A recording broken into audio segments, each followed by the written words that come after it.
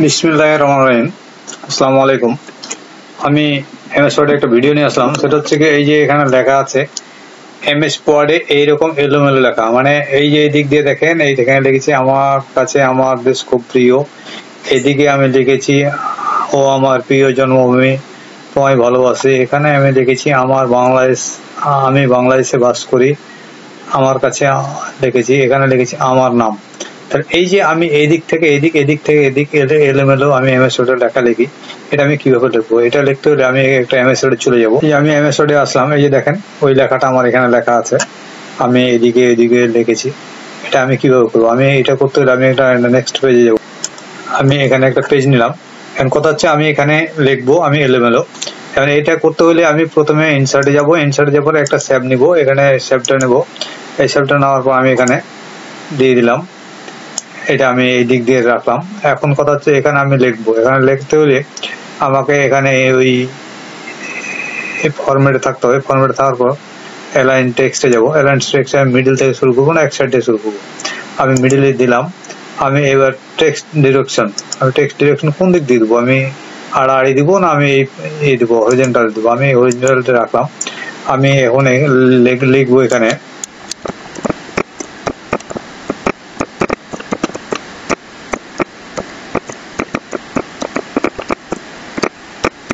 এই যে আমি এখানে লিখলাম আমার চ্যানেলের নাম AH কম্পিউটার ট্রিক্স। এখন কথা হচ্ছে যে আমি লিখলাম এই শেডে, এটা তো সবাই পারে।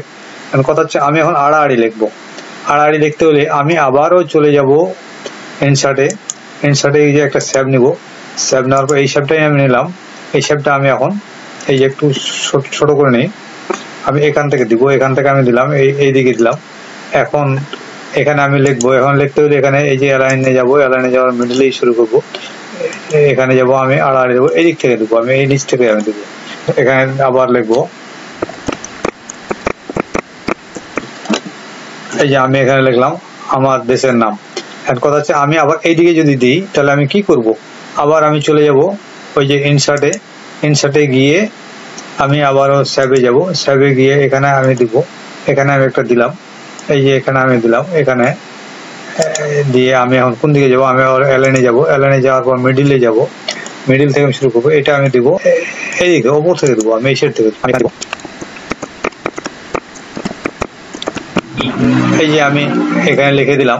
এখন কথা হচ্ছে যে এই যেগুলো লিখলাম, এখন কথা হচ্ছে আমি এদিক দিয়েও লিখতে পারছি, এদিক দিয়েও লিখতে পারছি, এদিক দিয়েও লিখতে পারছি, কিন্তু এই দাগগুলো থেকে যাচ্ছে।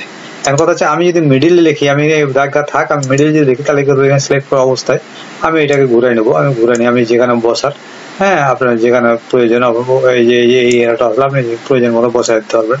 এটাকে আবার কপি করে আবার এক জায়গায় দিতে পারবেন, বা এইটা যা আছে এটাকে আপনি এখান থেকে সরাই নিতে পারবেন। সরাই নিয়ে আমি এখানে এদিকে আমি দিয়ে দিব, দিয়ে আমি এটাকে আমি ঘুরাই নেবো, এই যে ঘুরাই নিলাম এখন, বা এইদিকে আমি দিয়ে দেবো, আপনি যেদিকে ইচ্ছা হবে সেদিকে দেবেন, কিন্তু দাগগুলো থেকে গেলো, এই দাগগুলো আমি এখন উঠাই দেবো, এখানে রাখবো। এখানে না রাখার পর ফরম্যাটে যাবো, ফরম্যাটে যাওয়ার পর এখানে সেপ আউটলাইনে যাবো, সেপ আউটলাইনে যাওয়ার পর আমি নো ফিল দিব। আমার এই যে ওই দাগ শেষ, আমার এখানে ক্লিক করার পর আমি আবার ওই ফরম্যাটে যাবো, ফরম্যাটে যাবো নো ফিল দেবো। হ্যাঁ, এই যে আমার এখানে শেষ, আমি এটা দিব।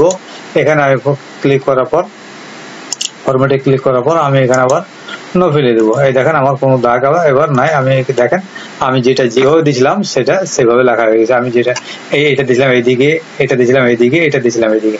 সুপ্রিয় বন্ধুরা, এইভাবেই আপনারা এলোমেলো লেখা লিখতে পারেন। বিষয়টি যদি আপনাদের কাছে ভালো লেগে থাকে অবশ্যই আমার চ্যানেলটাকে সাবস্ক্রাইব করবেন এবং লাইক দিবেন। আমি আবার সবার সুস্বাস্থ্য দীর্ঘায়ু কামনা করে এখানে শেষ করছি।